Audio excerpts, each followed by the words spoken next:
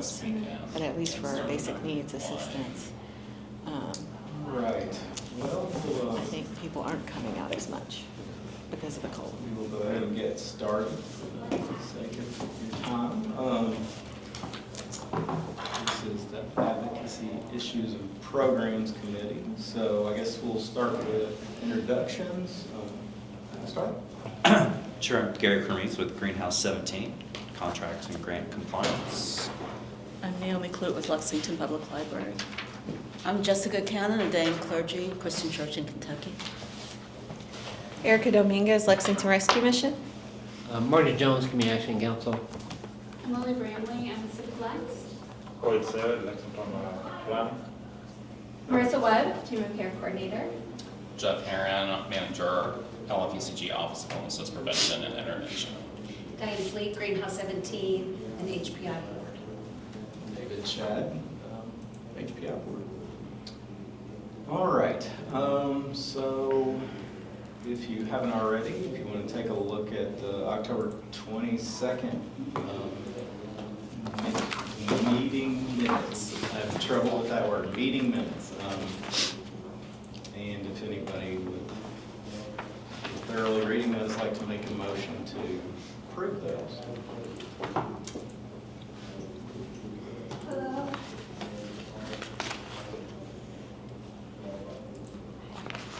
Does anybody see any changes or?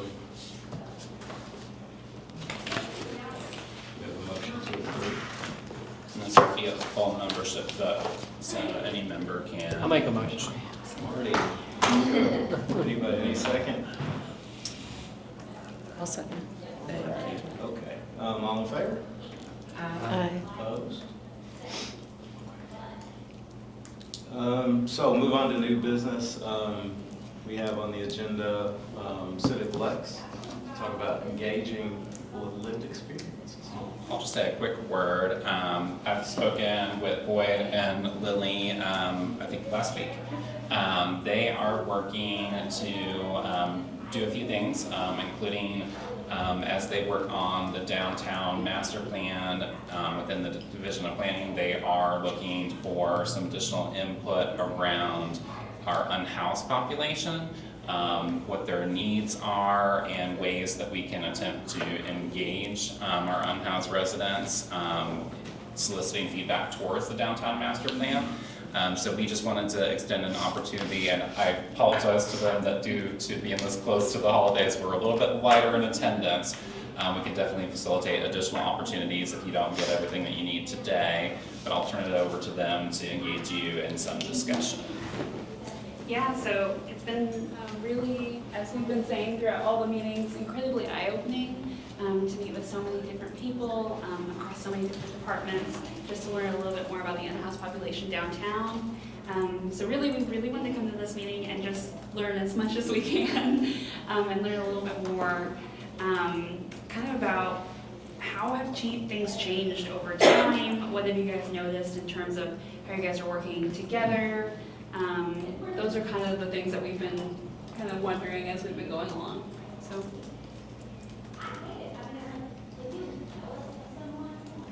Well, I'm always chatty, so I'll just go ahead and start. We just met Monday and stuff, but I just hope we kind of open the conversation a little bit in the idea that there's nuances amongst the homeless and the unhoused community and folks that are at risk. And so I'm hoping that there's lots of input and information and feedback that comes to you all that's, you know, looking at, we're seeing some rise in our younger population at 18 to 24 and their needs. We're seeing folks that due to barriers are not able to access some shelter. So we're really looking at what seems to be prohibiting them and preventing them from moving forward. We're certainly also seeing at the other end of the spectrum an older or aging population.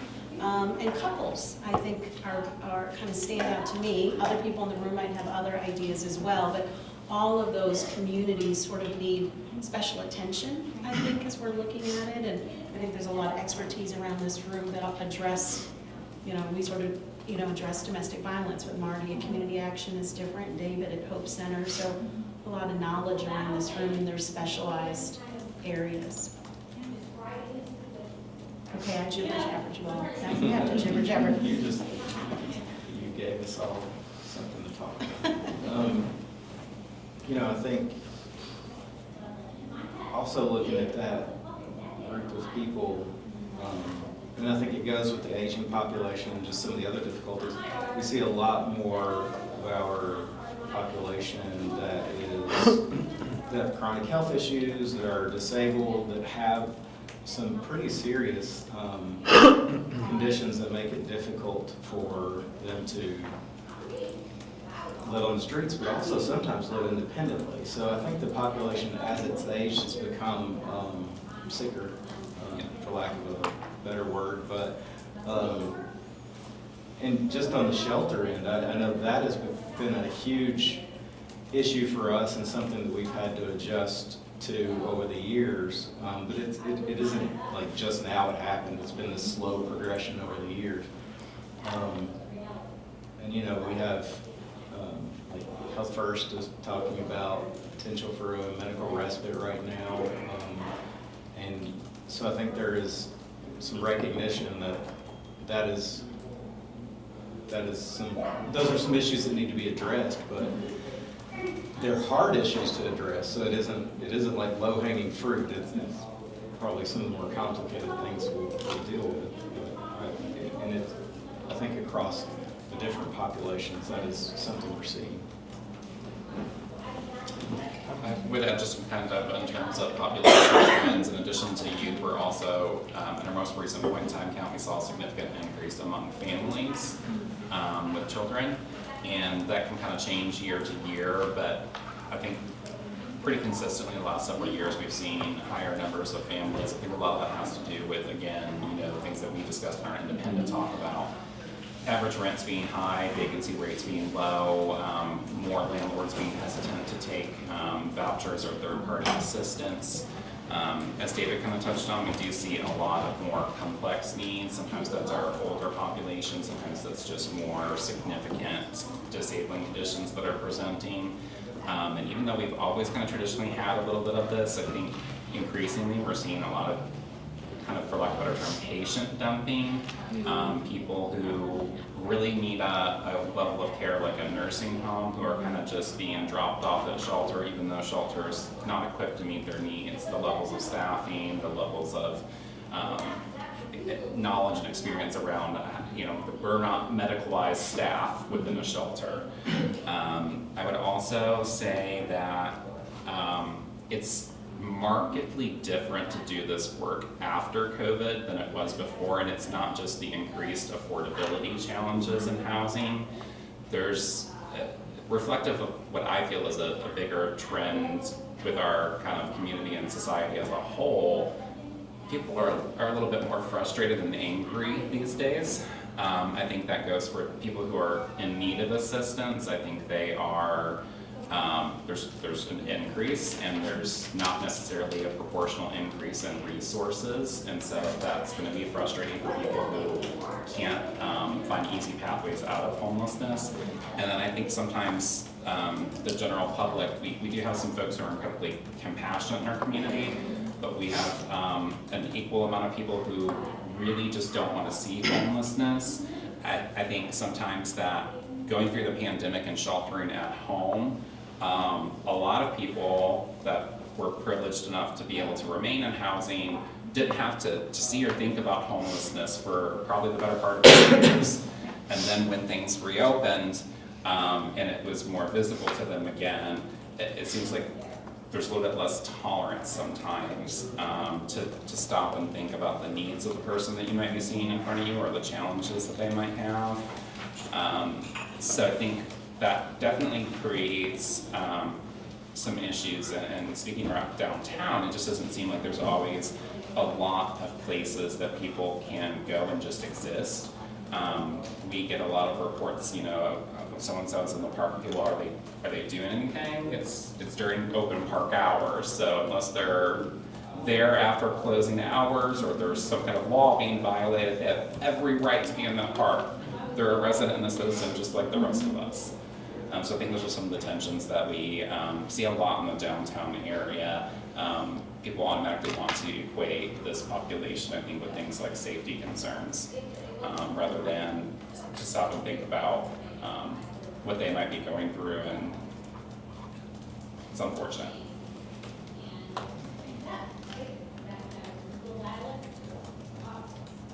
There's a very different climate. And, you know, extending that on to the Safer Kentucky Act and Yeah. some of the, like, political stuff going on around homelessness,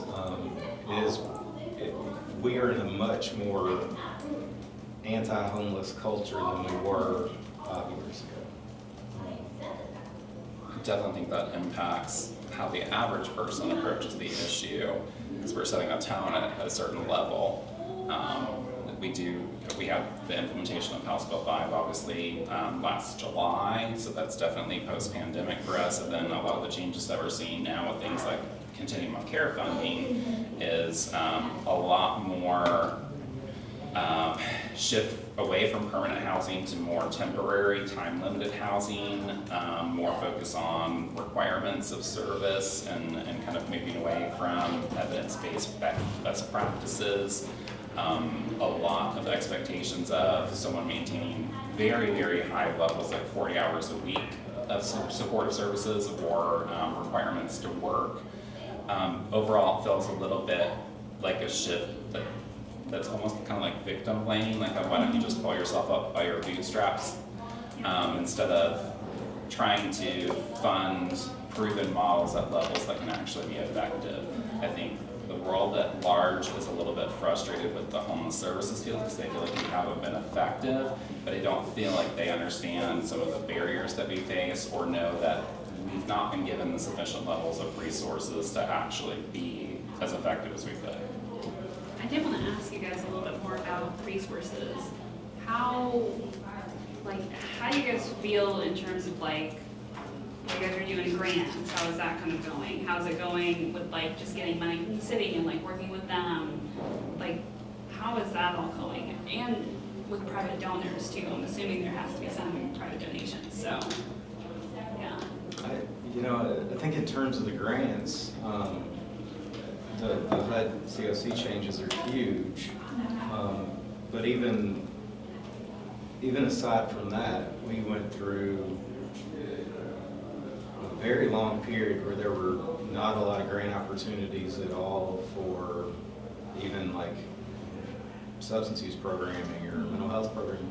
So there was a long period of like grant drought, really, where we weren't seeing a lot of new things. And now that those are coming out, they are removing things like harm reduction and removing the housing first parameters. So a lot of the things that are out there have changed pretty significantly as all of us have changed around the housing first model, which has been in place for more than 10 years. And as the standard practice, best practices. So we've all adapted to meet all those needs as a community. And so now it's hard to even qualify for grants with the programming that we have developed. So I think there's also a lot of frustration on our end because it's becoming harder. And we can't compete with our own model. I mean,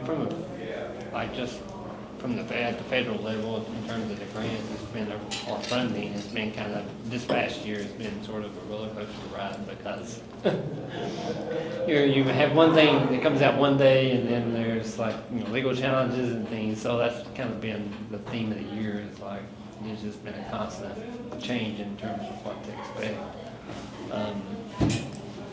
I was going, I guess, back to the homelessness. Jeff kind of took what I was going to say about families and COVID.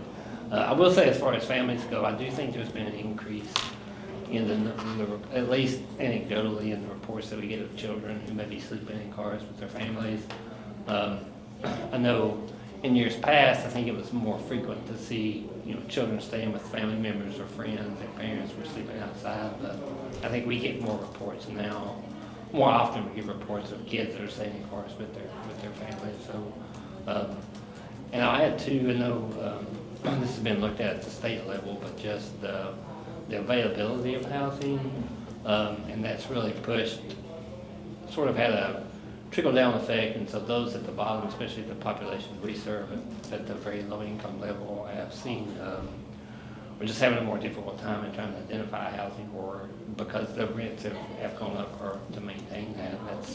That's I think evident with parents, but also, with families, but also with sort of the population that has fixed income and those that have been in units for years, but then their properties are sold, and so the rents are increased, and then they have to leave, and then trying to find a unit that's affordable without that increase in income has become more difficult. So I think that kind of leads to the population that's of those that are experiencing homelessness is the aging of that sort of I guess a sub-trend of that. My name is Sherry. I'm with Goodwill, and I know we work a lot with the Hands Up for Housing grant with the city and us in the schools, and the Flex account we were using as well. And I know we really depended on that Flex to help a lot of our clients that were unable to qualify under the Hands Up for Housing grant. And I know one of the questions was if Flex, or if there were any updates on the Flex account coming back. We were wanting to know. And we're also seeing a lot of families. I mean, it's the emergency need is just so great right now, and we're just finding the funds aren't there. This might just be my little window, my little perspective at Greenhouse 17, so other agencies might have a different thing, but you know, when I first started at Greenhouse, which is about 20 years ago, actually, substance use and homelessness and finding housing for folks was just impossible, you know. And I think with a lot of attention, with people having health insurance and treatment providers opening up, I can pretty quickly now, if somebody says they're ready to get treatment, whether that's IOP or residential or whatever that may be, we can do that really fast. And we also shifted where I could fairly confidently think somebody could leave Greenhouse 17. That was brilliant. Well, that'd be like. Yes, in 4, 5, 6 months, and have some sort of housing, whether it's permanent supportive housing or transitional housing with a pretty good road path to go into permanent housing if permanent housing is needed. And I don't know that, and I think we were seeing a real attention with people, veterans, so I think that was a big thing. Domestic violence, certainly a big thing. It's unfortunate that maybe we didn't celebrate that enough, or maybe the community kind of thought, but there's still homelessness, so we have failed or something. And I think there's a disconnect as to how people should perceive that, because I think there was a tremendous amount of really positive work. What's coming now with federal government and some of the philosophy of things, I think we're really gonna go backwards, which is unfortunate, because I really do think we were making some inroads. Not also recognizing that the general public is dealing with financial stress and inflation and things, so why we wouldn't think housing homeless, you know, would increase, I don't know. So I don't know, there just seems to be a really unusual disconnect in expectations of folks and reality, I think there was some really good work that was going on for quite some time. I think there is a substantial culture of uncertainty around grants, especially at the federal level. Some of that is, even under a good year, HUD funding through sources like COC, ESG, CDBG, it's all formula-based. And typically a community has very little opportunities to significantly increase their funding year over year. There might be things like bonuses that are tied to scoring, which if you're under-resourced, how do you perform high enough to get there? Or they're maybe carved out for a certain purpose or subpopulation of persons. And so there's situations in which a community may see significant increases in their population that won't reflect in a significant increase in their federal resources.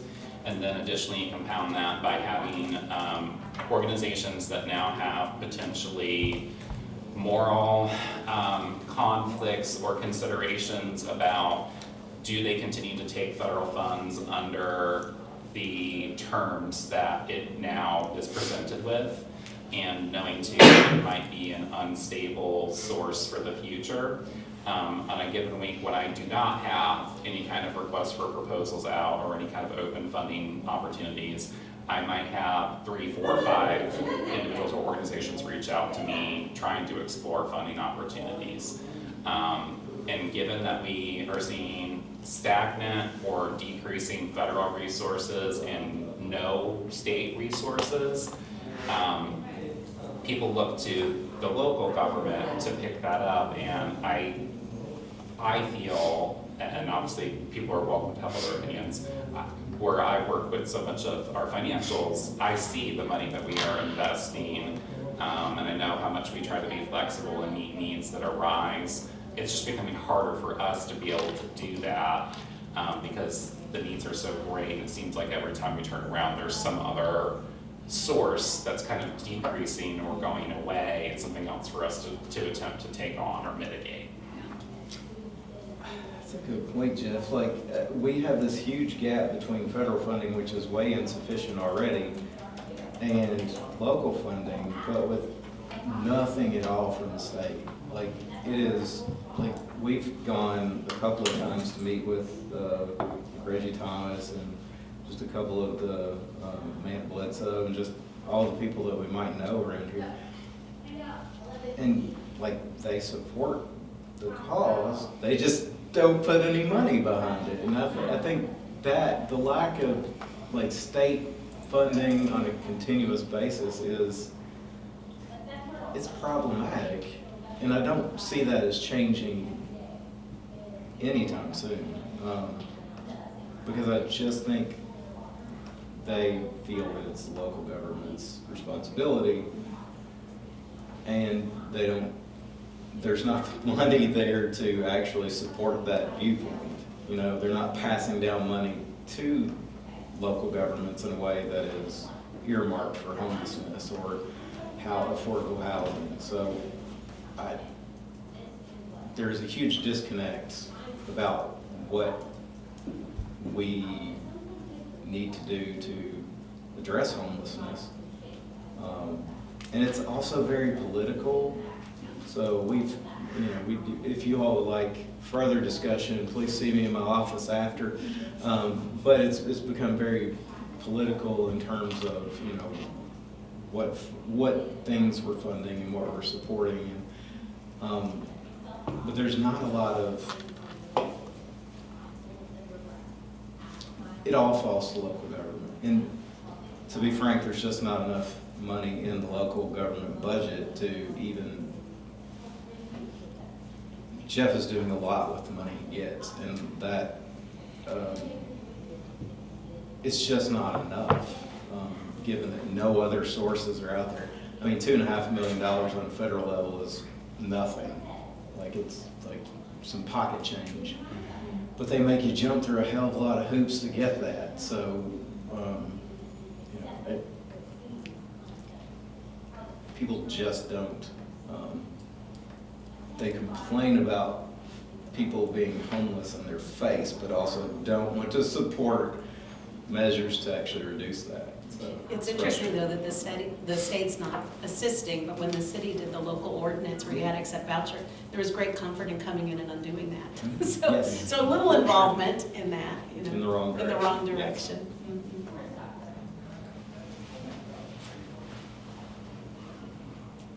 Yeah, I guess that's really interesting because I didn't realize how much of it fell on the local government, to be honest. And now that you guys mentioned a lot of like just dwindling supplies, I mean, how would you guys be able to continue and do your work moving forward as this continues to be a problem? I'm definitely, concerned in my role. I know that, generally speaking, in a given year, if you look at all of our funding and try to annualize it, we're probably looking at a split of about roughly 69% local dollars, 31% being federal. I'm concerned about things like if we do have to cut $1.5 million of permanent housing funding from the COC program, and those persons are not eligible to transition to another housing program, that's at least 125 beds of housing that we'll probably be looking at potentially losing, which is going to mean an increase in people returning to homelessness, potentially to unsheltered or street homelessness. And I think that becomes cyclical, because then I think that it then fuels more feelings about the effectiveness of the response system, more frustrations from people from behaviors that they might not enjoy, like panhandling, and then it just kind of becomes something that then people become vocal opponents of additional resources, funding, site-based solutions. It doesn't make it any easier.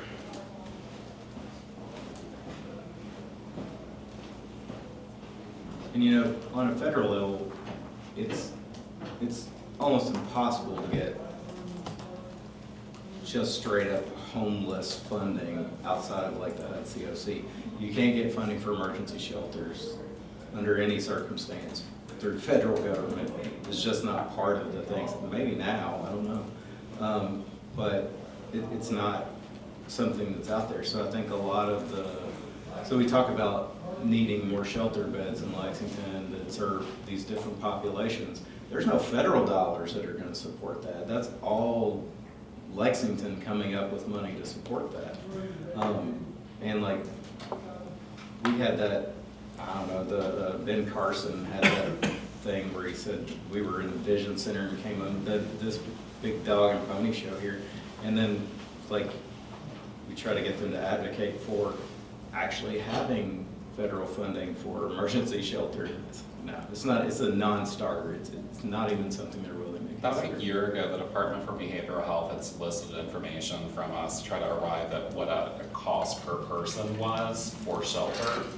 And our continuum was uniquely positioned to do that because short of one year-round congregate shelter, we provide funding to every other shelter on some level for their annual operating costs.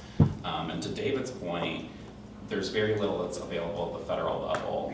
The Emergency Solutions Grant, or ESG program, will allow us to fund shelter, but our overall ESG award as a community is something like $200,000. To give context, LFUCG is presently investing about $2 million locally in annual operating costs for shelter, and that doesn't include things that we do to supplement in the winter time. So you were seeing, if you take that as a ratio, it's much heavier on a local investment. Well, and I guess kind of thinking about like all of these costs and things, as we're going through, we'd love to do a report just kind of at the end, just to talk about everything that we've heard overall, and like, I'd love to hear some recommendations. Some things that I've heard of overall is obviously the affordable housing is a major part of this, and I think that's something that with the downtown master plan we could definitely talk more about. But I'd love to hear other improvements that you guys would suggest just for like the in-house population downtown.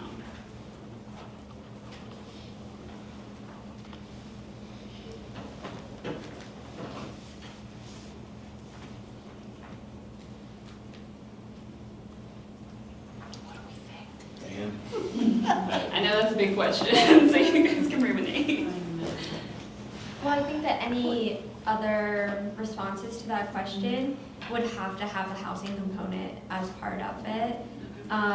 Even if other folks think of ideas around services or ways to help support, right, our neighbors who are experiencing homelessness downtown, we believe that the solution to homelessness is housing and affordable housing that's truly sustainable and safe in our community. And so really making sure that we have that as the key component, and then we're building the support around that so that way folks can have that safe stability that they need to engage in those other supportive services that are going to make it truly sustainable.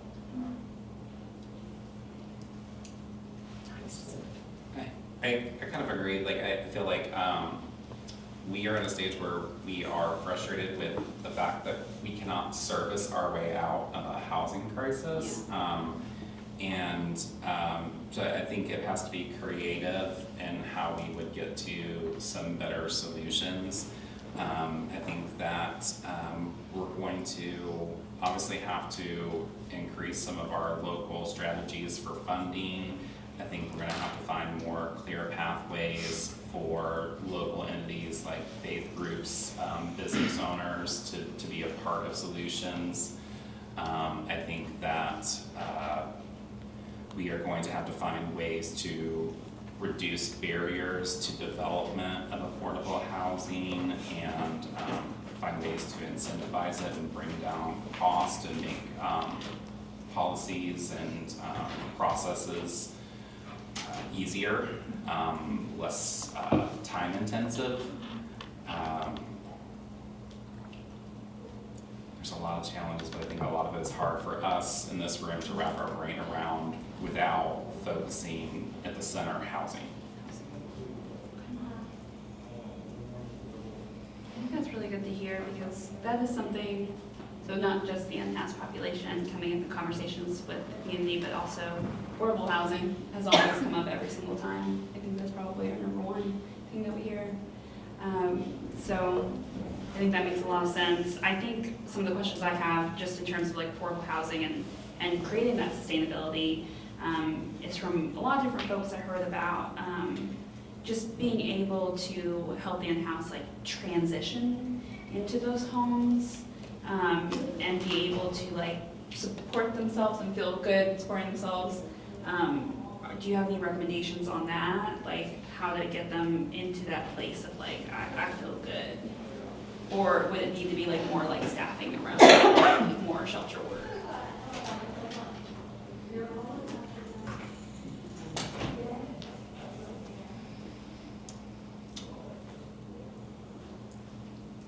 I have something to say. I'm just waiting Jeff to say. I'm trying to give people opportunities before I chime in.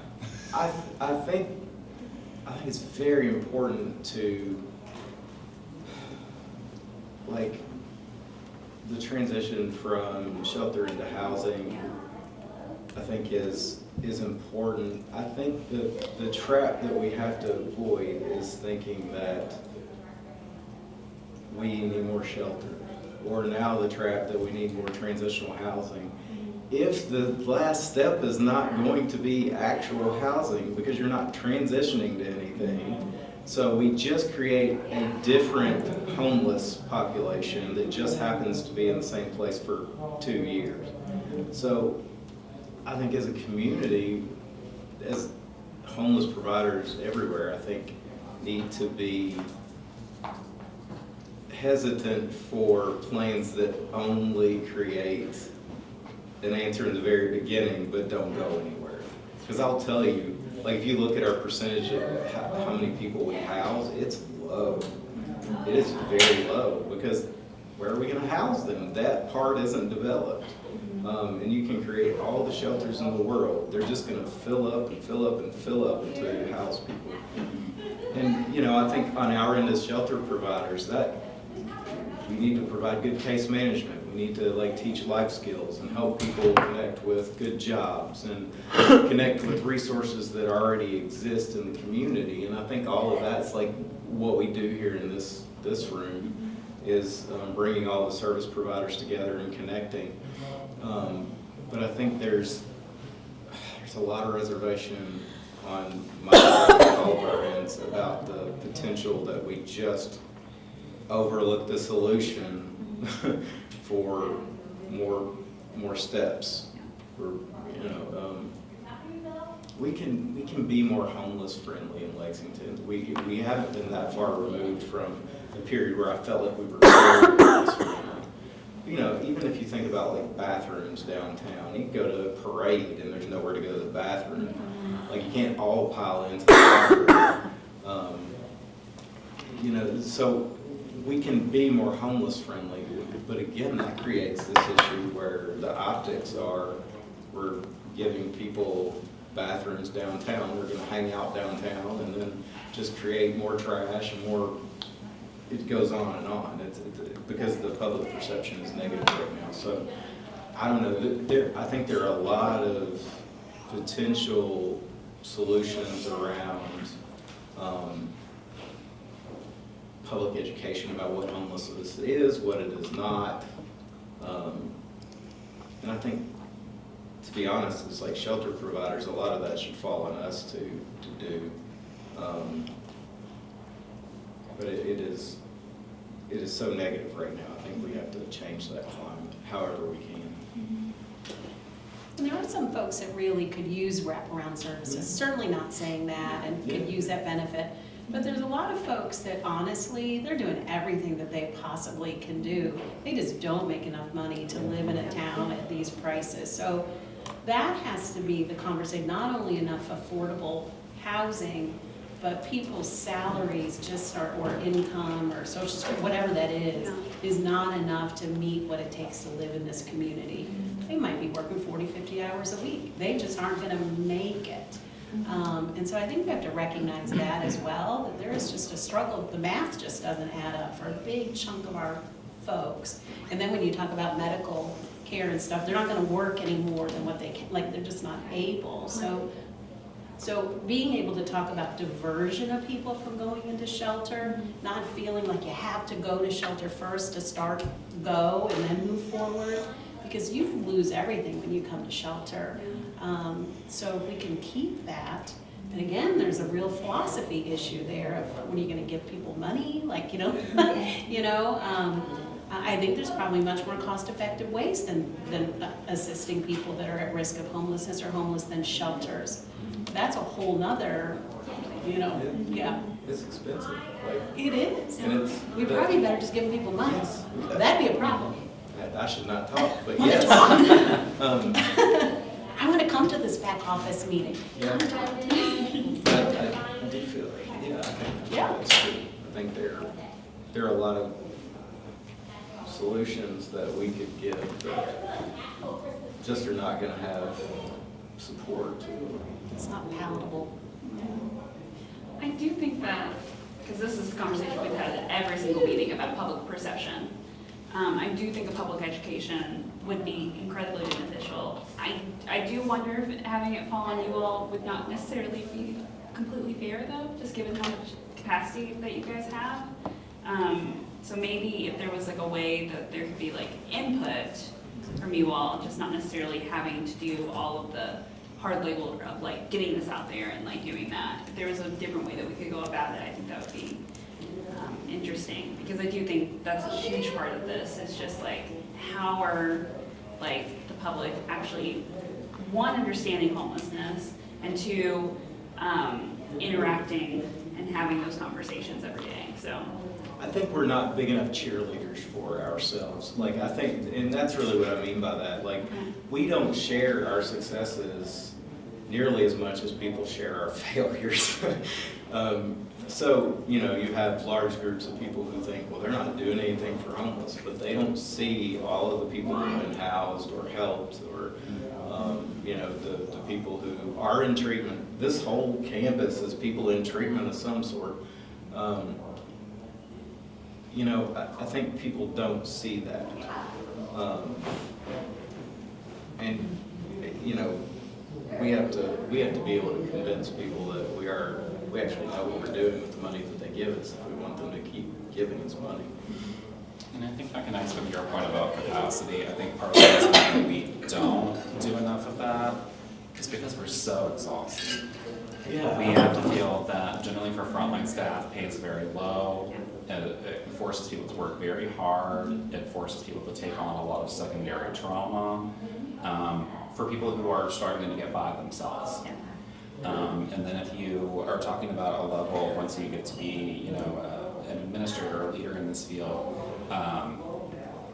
I would be hard pressed to give you an exact amount, but there's a significant portion of every single day of my life that is simply fielding complaints and not being able to focus on the actual work to address homelessness.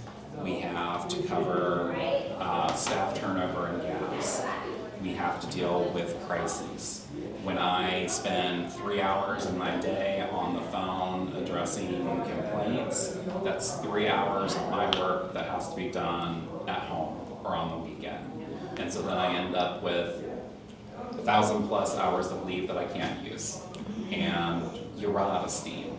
So it is daunting to think about things like taking on a public education campaign. We tried to do that with a marketing campaign that we funded with some of our ARPA dollars a few years ago. We produced content on several different subjects, one-pagers, resource cards, educational course. And I think, unfortunately, it did not change a lot of people's opinions. I think a lot of who we engaged were a lot of the same people who maybe already had an interest or a compassion for this subject. And I don't think we fully cracked the code on how to talk to or engage those people who maybe aren't as compassionate or don't have a natural interest or empathy for this population. I feel like a lot of our efforts just get our attention. And we're already invested. And since the flex fund was mentioned, I'll also throw this out. We have a conundrum also with when we have scarce resources. People who are in social work or social services have a desire to help the person in front of them. So sometimes they're trying to connect that person with any and every available resource, and sometimes we fall into a trap of connecting someone with a resource that's not sufficient to meet their need. So maybe we're trying to pursue the deposit assistance, the movement assistance for somebody that really needs long-term assistance, but because that's all we can find, a worker is trying to steer them towards that, and then that person moves into housing, can't sustain, is evicted. Now they're back, that's a return that's just adding to our numbers. It's also increasing the barriers for that individual or that household. The next time they go to apply for housing, now they've got this eviction or this debt owed on top of it. And we are trying to right now have conversations about potentially bringing a request for additional funding to the January board meeting for additional flex fund dollars. But we committed initially $300,000 and we almost exhausted it completely within 3 months. And it's because there are so many limited sources, and what sources do exist have so many limitations. That's why we try to be more flexible. And it just went with gangbusters, and we couldn't keep up with it. And it's not just folks within this field, it's a landlord learns that this resource is available, and then they're trying to push every single tenant that they have to the source. And it just becomes, again, very overwhelming. And I think we shared in our one-on-one, you know, housing and homelessness isn't work that a lot of people seem willing to step into. It's a lot of send them to Community Action Council, their family, just send them over there. And then that's a huge capacity concern. And then when we have federal grant dollars that are going away, how does that nonprofit stay afloat? How do they provide the staffing capacity to meet that need and to also maybe take on new programming? And then the local government is in a position where, because we're trying to increase to meet the unmet need where other sources can't cover things, how do we also at the same time increase the support that we give to nonprofits? And I don't think that the takeaway should be that this issue is, clearly we've described a lot of compounding. Yes. But the complexity of it is something Diane and both David, they both mentioned regarding the level of resources. Veterans specifically have a lot of resources and a very diverse amount of resources. So it's not just one specific type of resource.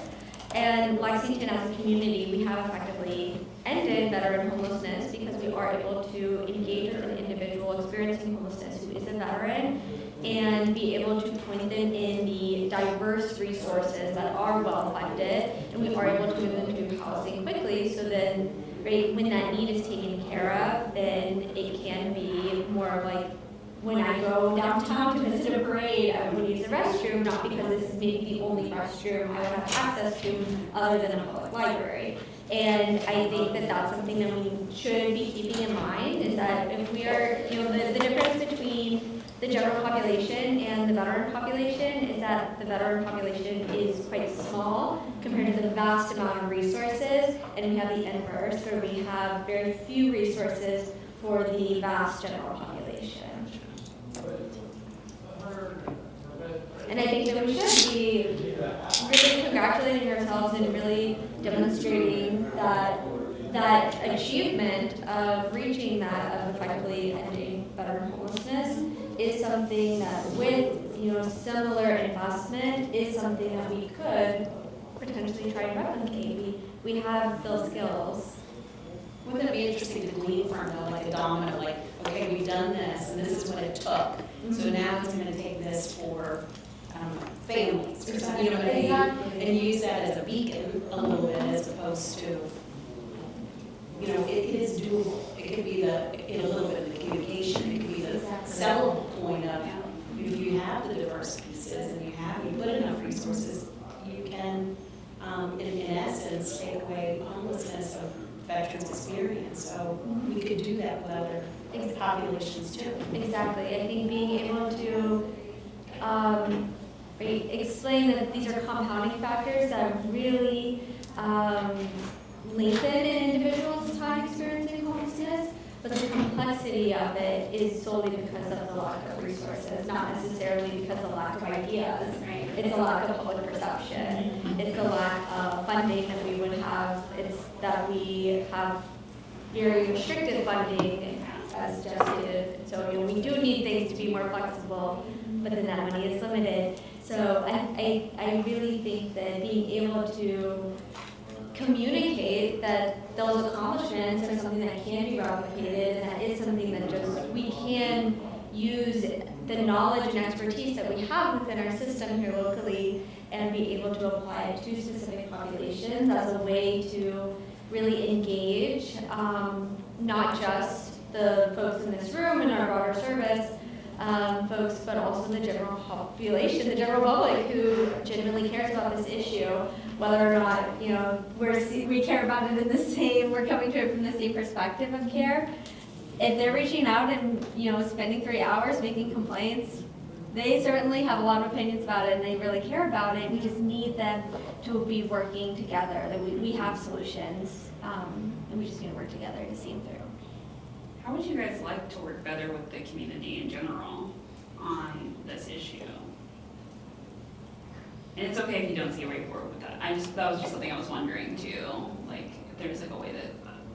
I know we mentioned the perception. I think, like veterans being a common example, I think we did this, working just in terms of poverty. You kind of have the impression or the, understanding or view that there's deserving and undeserving. So, like veterans are easier to sell, so to the public. I think children typically would be easier to sell, but then you get into adult males or females that seem to be able-bodied, quote unquote. That it's harder to have, to generate the same compassion or sympathy or for those populations. So I think in terms of the story, mentioning the complexity of it, because you say it was able-bodied, but you may not know the trauma that they experienced or that they had, what their background was. So I think in sharing that and thinking about the message about homelessness, kind of talking about the complexity of it and how all those kind of come together to sort of overcome that deserving versus undeserving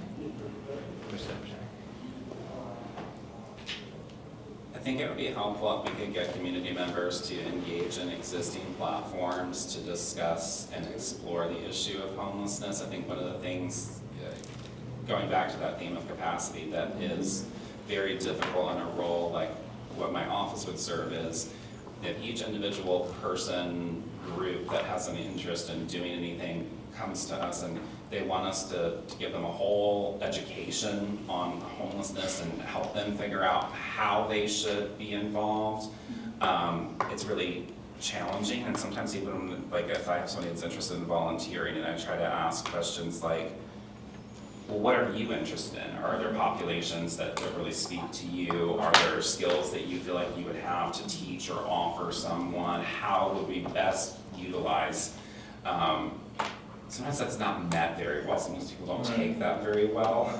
And I don't know necessarily why. I don't know if it feels like to them that I'm putting it back on them. To me, it's easier if I know what motivates or drives someone or what their skills and strengths are. And I think my hope is maybe through the task force process, we'll find a way that we can go ahead and build some of that structure so it's easier to just plug someone in rather than feeling as I have to recreate the wheel every time someone has a desire to help. Because when we are at this kind of capacity, it's really challenging to give that kind of individual time and attention to someone that's well-meaning. I mean, to be honest, how many times have we tried to grow this group? It is, I mean, it should be the most attended committee meeting that we have. We've tried to like bring a friend days and try to engage other groups. It is tough to get people involved on an ongoing basis. It's just challenging. And we're talking about a meeting that many people would fall within their work day that they're getting paid for, and they could easily plug into. If you kind of further remove that and you're talking about just someone in the community, they're not even getting that compensation for being there, so that further kind of like drops their level of interest, I feel like. Yeah, absolutely. We see a lot of well-intentioned people sign up or express that they're going to do something and then maybe not show up.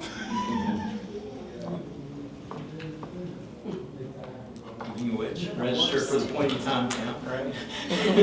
But do show up. One thing people can do. I mean, I think that's also a good opportunity to highlight for anybody, just because I think it does give people real life exposure to the reality of homelessness.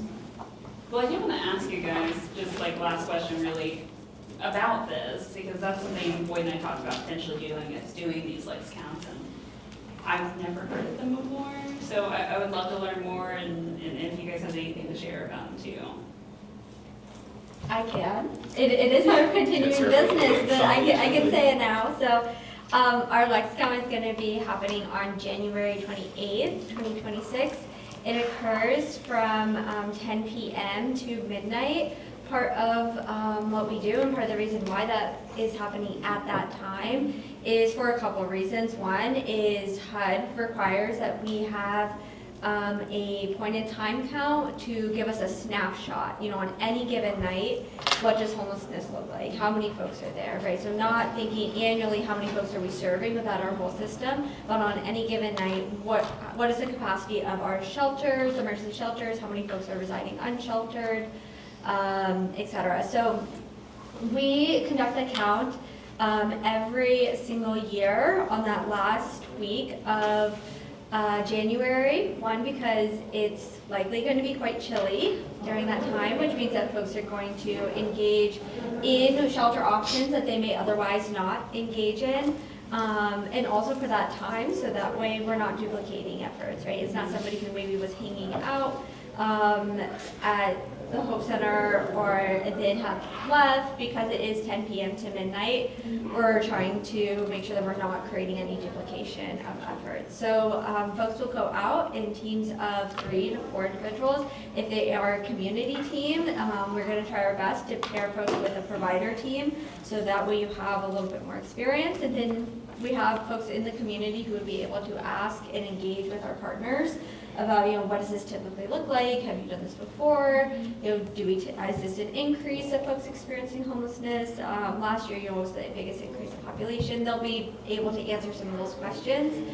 And also this provides us with a good sense of if, what population groups are increasing or decreasing. Are folks experiencing or chronically homeless?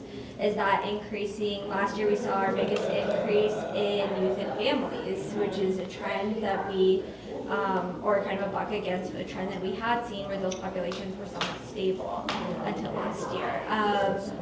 So this gives us really great information, not just from like the data point of that way we can plan and we can make sure that we are building a system around our actual population here in Lexington, but also gives our community members an opportunity to, one, be with a group that they know because they're creating their own teams, be paired with some providers in our community, and also to engage folks experiencing homelessness, right? A lot of our folks, or a lot of community members may have some preconceived notions and some hesitancy around folks experiencing homelessness or their unhoused neighbors, and this is just an opportunity for them to talk to them, to conduct the survey, and then to also distribute materials that folks may need. This includes things like gloves, hats, scarves, a backpack, resource cards, which is something that we have done in years past and will continue to do, as well as things like, sharps kits, Narcan, things of that nature that folks just need to survive. So it's a really great opportunity. There is training for folks, so it is a 45-minute training before they ever go out into the field. And I do check who completes the training just to make sure that folks feel well equipped about safety measures, what's expected from them, and when they're done. And then part of this year's Lex Scout, because it is happening late in the evening, is that we're partnering with Visit Lex as well. So volunteers have a voucher for some free coffee next day before. Yeah, so Boyd, I expect you to scan the QR code and register because we are going to have some coffee for you. So that way, even if you're not a night owl like me, you can still go, you can still help be a part of the Lex Scout, and that really is helpful. Also, the more volunteers we have, the more folks that are just interacting and engaging with exactly what we're doing, both for this specific night as well as broader efforts of our system. And that training's virtual and on Yes, demand? it is virtual. So they don't have to necessarily attend training in person or at a set time? Yes. We have a lot of people that return to our Lex County as volunteers year over year. I think a lot of people also report that it's a very important experience for them in understanding this issue better. Seeing unsheltered homelessness is much different than thinking about someone who's just cost burden for housing, or someone that might be in income-based housing or in an emergency shelter.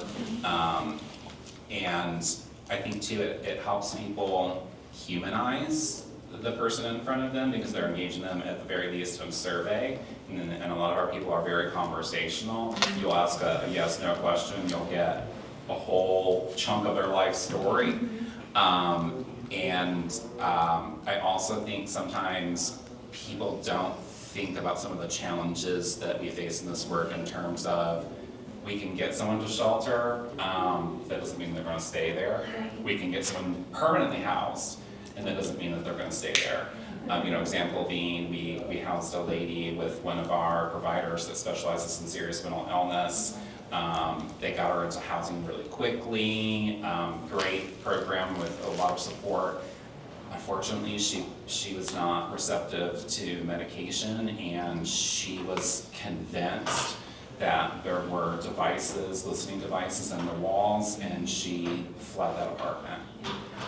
So you also have situations where it's not only just getting people housed, it's keeping them there.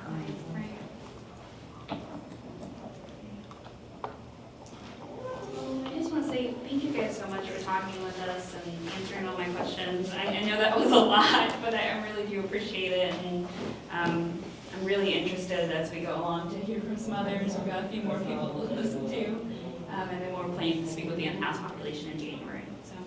Well, we would definitely, two things real quick. One, just welcome future conversations with you.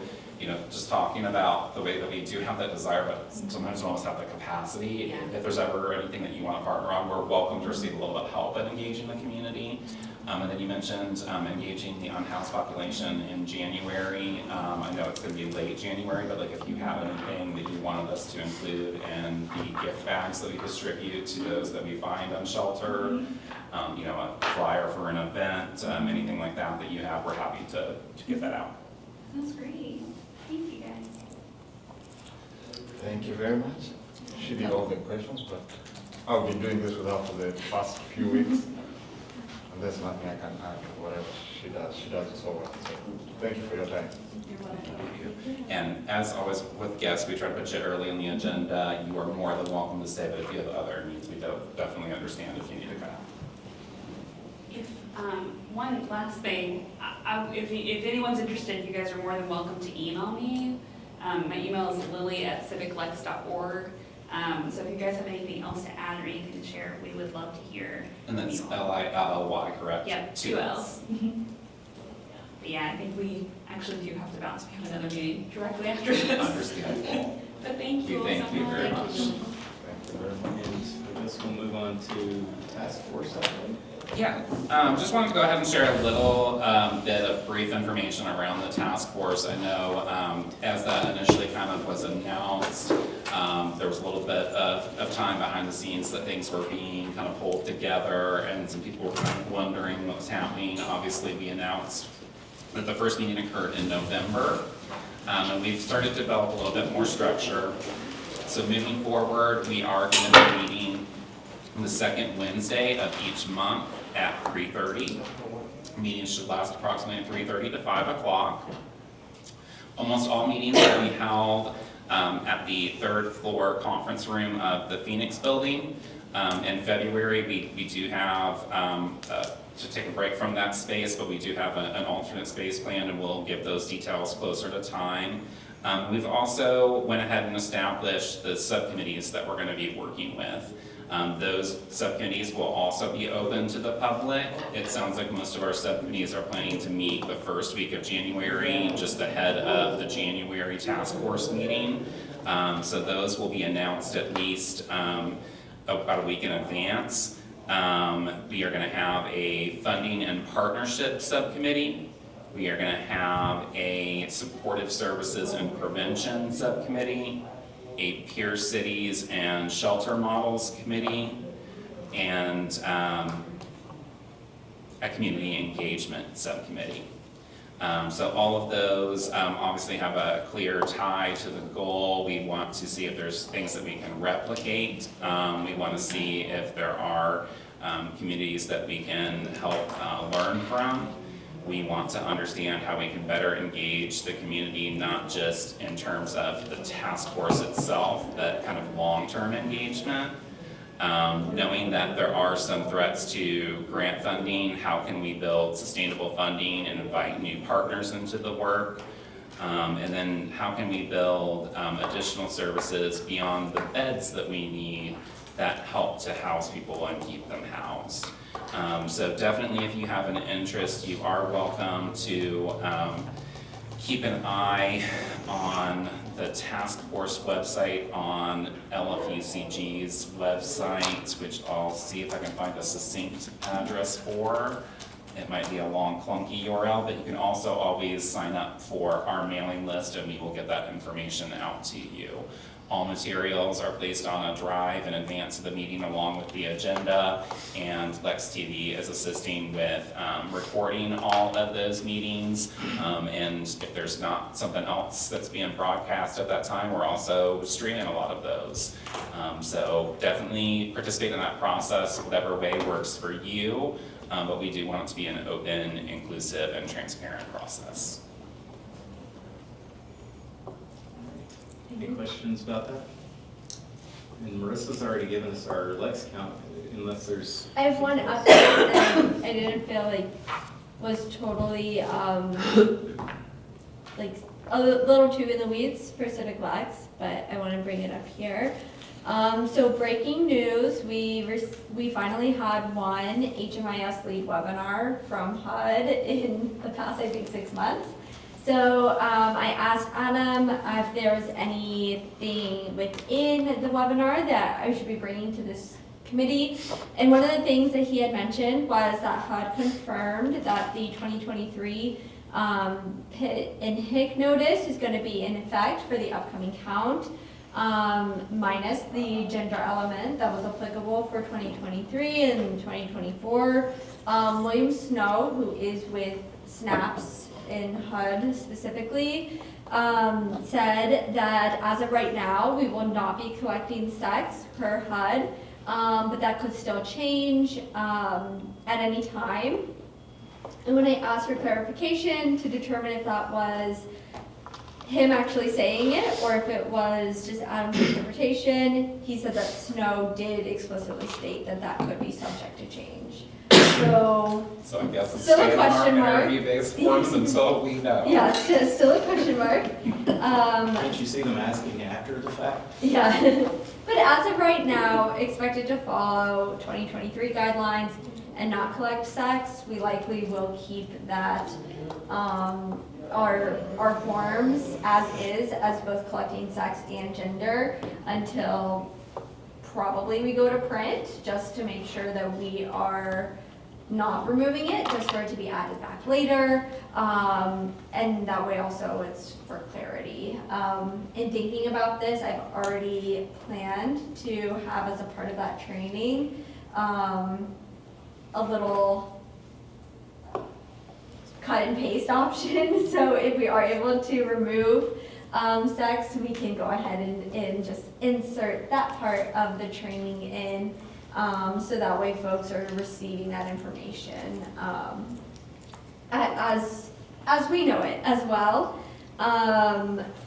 In not quite LexCount related, but just other updates that he had mentioned regarding HMIS is that as of yesterday, the 2026 data standards were released, and folks will now have that 90-day grace window is now been extended to March 16th, so 90 days from yesterday.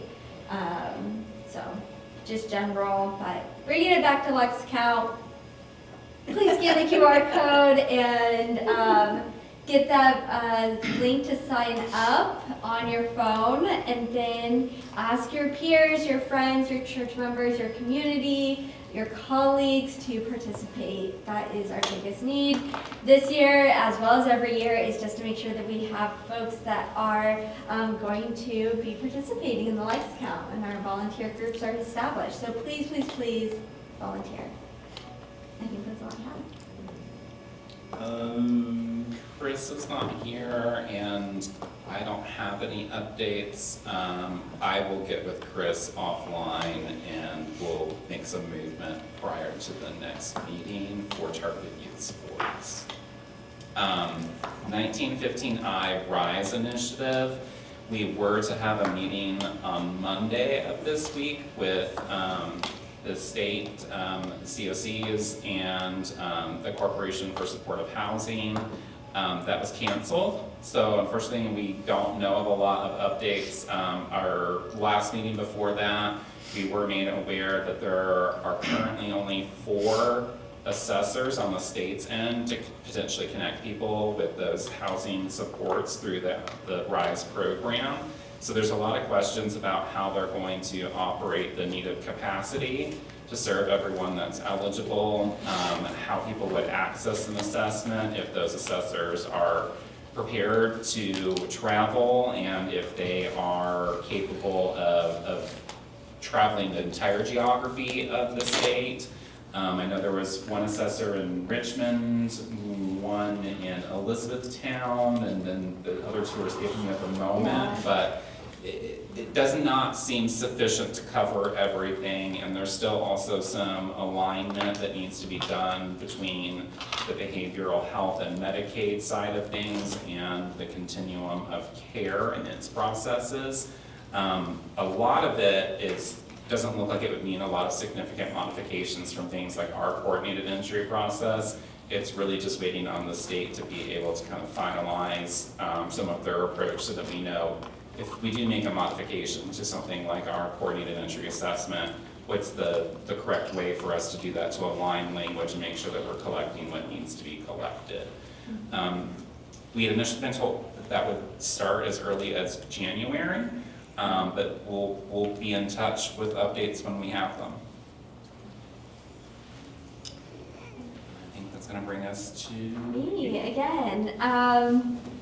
So Concerning lived experience engagement, one of the key elements from past continuum of care NOFOs was the full engagement with folks with lived experience.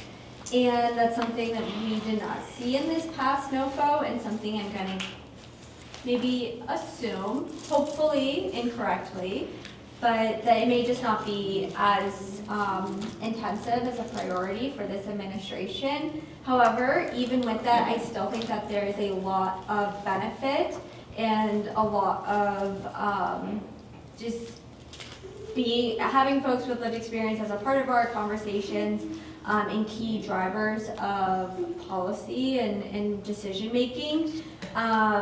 So I think the maybe easiest way and most consistent way to let folks know about lived experience engagement is going to be centered around task force initiatives, because those meetings are quite consistent. Being able to host pretty consistent meetings that are before, so that way we can remind folks that those meetings are open to the public, and so we would encourage them to go. Having those meetings, we've had pretty good luck at the Central Library of it being a pretty central location for our population and being able for folks to get there. So we still plan, especially in 2026, to have and to ramp up those engagement opportunities, and to make sure that our population knows about what's happening and when, and where their voice is especially critical. I can keep going. I am next. So our next program standards update won't take place until March of 2026. That's going to be with street outreach, and then May of 2026 with emergency shelters. So we have a little bit of a break before we get back into those program standards.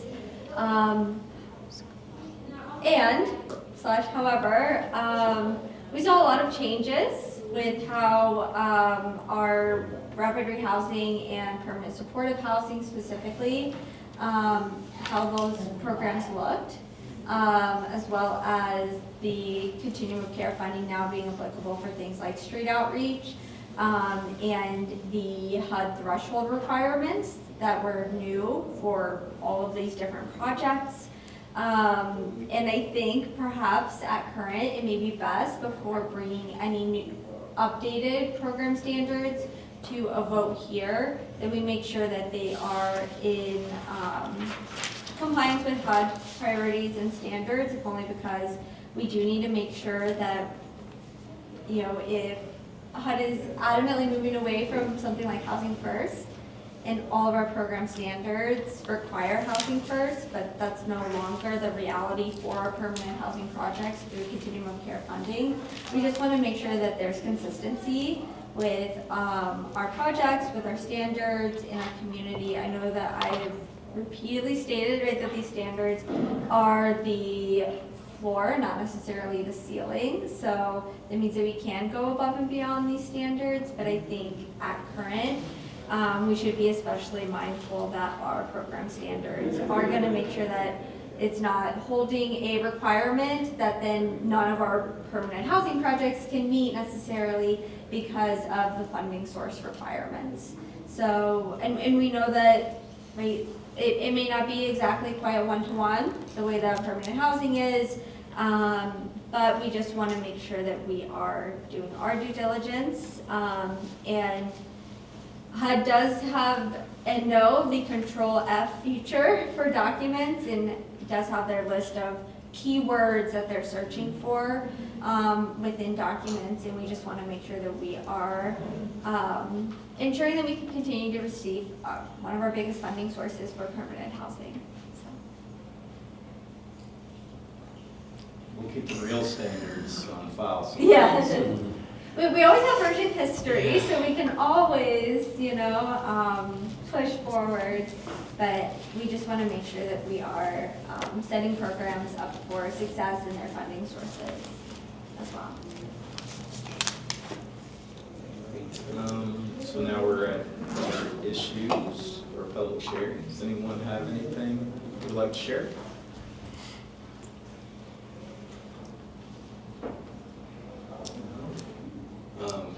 Okay, our next meeting will be February 25th, 1:30 here.